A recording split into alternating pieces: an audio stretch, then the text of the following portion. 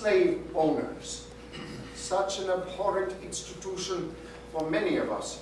We do not wish to have included in that Constitution, but we must face the realities. Mr. Madison has given me some information, and I doubt read. This year of 1787, there are approximately 650,000 slaves in this country. Most of them live in the states to the south of Pennsylvania, where they make up 1/3 of the population. The debate is centered on two main questions. Number one, and I read, should Negroes be counted as the same as white citizens in representation or as property? Number two, should Congress have the right to stop the importation of slaves? Well, as I see it, Mr. Madison, any attempt to put anti-slavery legislation into the Constitution will result in the southern states getting up and leaving and starting their own country on their own. And all the hard work that we have endured for the past 4 months, you remember the 4 months we endured, would have gone for nothing. We must look at the realities. As painful as it is, we must look at the realities. The South got their economy from the slave trade, whether we like it or not. And many out there in the North should not feel so self-righteous in their indignation. Many in the North have turned a pretty penny on the raw goods of tobacco, sugar, and cotton coming out of the South, milled up the North, sold for a pretty penny throughout all of Europe, as well as the other states.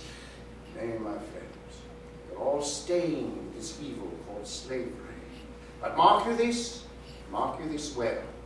There are wolves surrounding the perimeters of this country, this new country about to create. Wolves, I tell you, waiting for us to stumble and fall. It's like a wounded lamb. So, let's take heed as we look at this issue of slavery. We call upon our friends in Virginia on the slavery issue. Maryland and Virginia have stopped bringing slaves into the country, but South Carolina and Georgia have not. We must stop this awful practice now. Much fear that the slavery trade may expand itself out into the Western territories. That is a big fear among many. Yes, let us continue with Connecticut on slavery, number 2. I have never owned slaves, so I cannot judge how slavery helps us. But if we think about this morally, we ought to free those slaves that are already in this country. Indeed. And we must look at that as an issue of morality as well as an economic issue.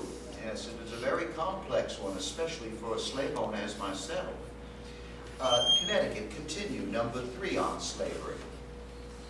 Pray, good friends, I disapprove of the slave trade. However, in order to help put this new government together, I think it is best we leave the matter where it is. There's many who feel that if we leave it alone, it may fade away of its own volition. Wishful thinking, I would think, on some parts. Yes, and New York, number 4. If we were to stop the slave trade, it would be unfair to the states in the South. Let's leave them alone. Excuse me. I think as the population grows, there will be so many poor workers that in time, there will not be a trace of this awful thing in our country. It's true, it could just eventually contract and die. One would hope. This entire peculiar institution. And let us continue with Connecticut, number 5. I do not like the slave trade, but I feel that it's best to leave it as we find it. I think the United States and the good sense of I think that slavery seems to be disappearing in the United States, and the good sense of some of the states will probably finish it off soon anyway. Another one who feels it may go out of fashion, like a lady spotted in a score of weeks. Let us continue, North Carolina, number 6. All this caterwauling over slavery. If this convention thinks that North Carolina, South Carolina, Georgia will ever agree to this plan, that thinking is wrong, unless a right to the slave trade is left alone. Right, those of the South was going to be exactly skipping about overjoyed over this. Now, I'm afraid you may be right, Dr. Franklin. Let us continue with Georgia, number 7. I thought we were only going to talk about national issues at this meeting. This is a local matter. I'm sure this group knows how Georgia would look at any attempt to change one of her favorite rights, slavery. If, however, Georgia is left to herself, she may put a stop to this evil. Mr. Madison, did you not hear Georgia? Yes, I did. Call slavery a favorite right in one breath, and then call it evil in another. Maybe our attitudes and outlooks are changing, but not fast enough for some. Yes. Delaware, number 8. Sir, the trading of slaves by the state is against every idea of honor. The real question here is whether national happiness would be helped or hurt by the slave trade. I feel this question should be left to the national government, not to the state. So you feel the national government would be fair in looking at this issue? You may have a point. But some of the states may disagree on that. Let us continue with South Carolina, number 9. Well, 8 other states have passed laws against bringing slaves into the country. South Carolina, if left alone, may do the same. One would hope. Yes. Let us continue with North Carolina, number 10. Gentlemen, slavery is not a crime. It existed in Greece, in Rome, in many other countries. France, England, Holland, many other countries have it. Through the ages, half of mankind have been slaves. But if the southern states are left alone, we'll probably stop further slavery. Yes, unfortunately, my friend, you are right. Slavery has been with mankind since ancient times.